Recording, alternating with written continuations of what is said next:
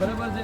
તો તમે કહે કે અમે ઓળખતા નથી, તો મારે તો આઈડી કાર્ડ બતાવવું પડે ને. પણ તમે મામલતદાર તરીકે જીવમાંથી પ્રસાદનના જે કબજો લેવા આવ્યા, તો મારે તમને પૂછવું પડે. ગામનો વિષય છે ને, કબજો વિષય નહીં. મારા હાથમાં કે ગમે ત્યાં સર્વે કરવા આવે તો મારી ફરજ શું બને? મારે અધિકારીને પૂછવું પડે કે તમે કયા ડિપાર્ટમેન્ટમાંથી આવો છો.